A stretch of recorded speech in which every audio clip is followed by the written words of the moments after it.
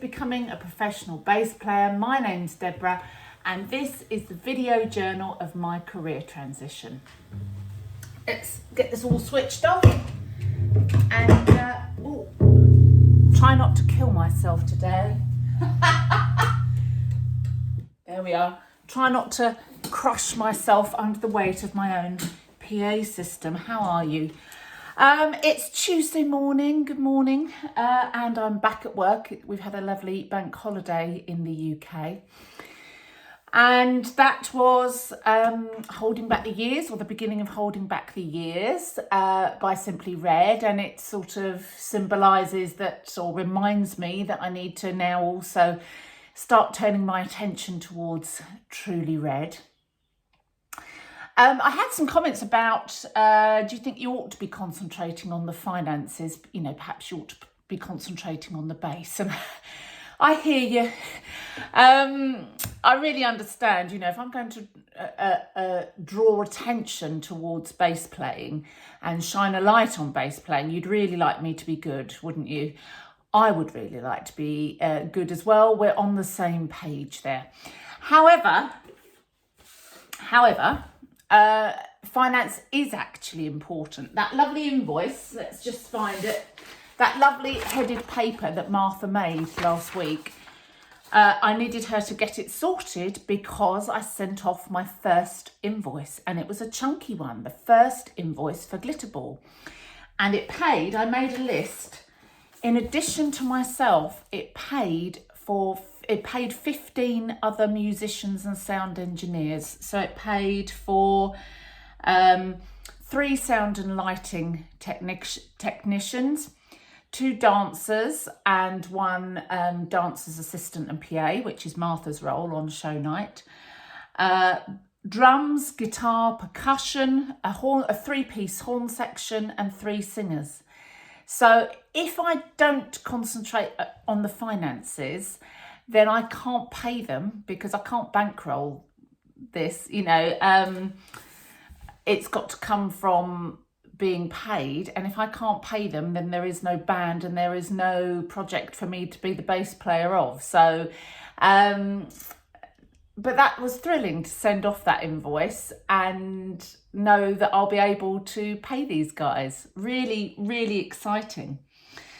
And also, I mean, that sort of got me thinking about this approach, which does rather, you're absolutely right, put the cart before the horse, creating the need to play the bass, or the demand, or the demand for me to be good at playing the bass before I actually am really good at playing the bass.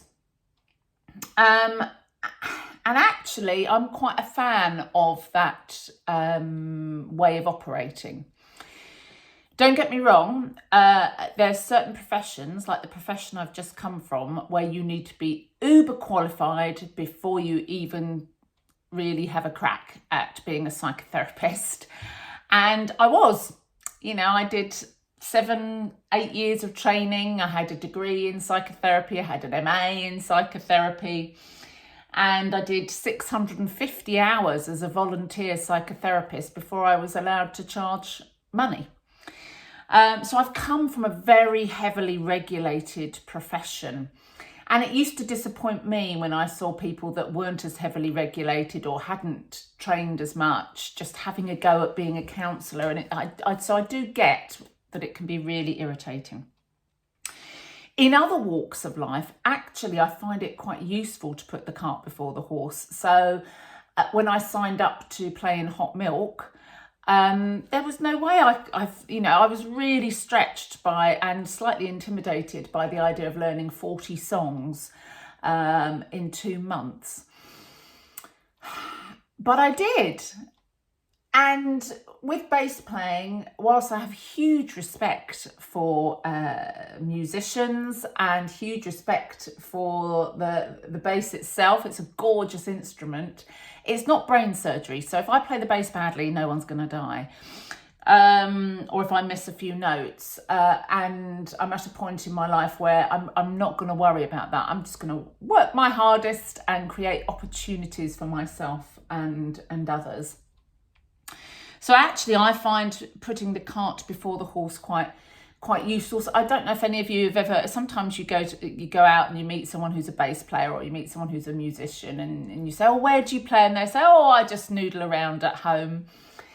And you think, "Oh, right, okay." And then they start playing, and they're amazing. They've been noodling around at home for years and years and years, and they are fantastic, but they haven't made any kind of inroad into being able to do this professionally, and they may not want to. There's no right or wrong paths in life, are there? Psychotherapy taught me that.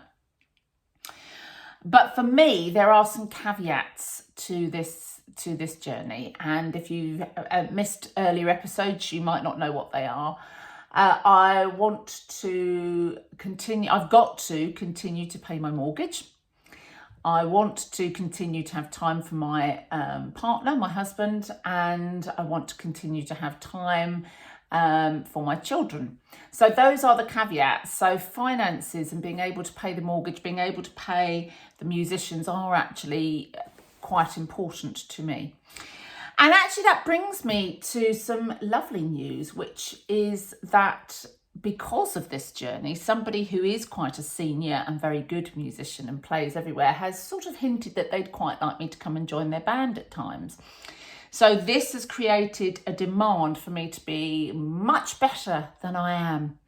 And that's great. So now we're at this sort of stage, and you'll remember a couple of shows ago I was talking about, I'm actually allowed to practice the bass. That's not a treat. That is part of work, what you should be doing. So I'm trying to find some time. And you might be shouting at the screen going, just make time for playing, Deborah. I really get that. And also, I have a job. I have 2 children. I have a house to run. I'm still ideally in the mornings would be best, but I'm still doing packed lunches and breakfasts and checking that people have got PE kits. And then I'm on to the sort of admin of the day, which if the admin doesn't get done, if the backing tracks aren't sorted, if the invoices aren't sent out, if the music isn't ordered and arranged by me, then nothing happens for the other musicians. So it's challenging to put myself first like this, but I'm thinking I'm going to be able to make time about 8 o'clock in the morning. If I get up a little bit earlier, I'm not really jazzed about that because I don't want this life to be rushed. But at the moment, for me to have half an hour a day to practice requires me getting in this office as soon as my children have left for school. So let's see if I can do that. The other thing is also, sometimes I don't really practice for our sessions because to maintain a YouTube channel is quite a lot of work. So I have like do you remember I was doing Atomic Habits? Well, I have an Atomic Habits about YouTube. It's Tuesdays and Fridays, and you just get you have to get what you're given. If I have practiced, if I haven't practiced, or if I've, I'm not going to be practicing things for YouTube. I'm going to be practicing things that I need to practice for gigs that I have, because otherwise there's no way that this is all going to work. You could spend your whole day doing stuff for YouTube, and for me, that's not how I want to live. Okay, so that said, I've got to go. My first job for today is, let's have a look at the jobs for today. Do your YouTube, tick. Pay people. I'm really looking forward to this. Pay people. Number 3, practice. And then number 4 is get the tickets out for the 18th of July for Divine Funk. And I think it's the 19th of September for Truly Red. And get Martha to be finishing the poster, because I'm always catching up with myself with ticket sales, and I just want to get out the door and have the poster ready within a week or two of the show. And next time I want to have the poster ready before the next show. Okay, right, lots to do, and I will see you on Friday. You take very good care. Bye-bye.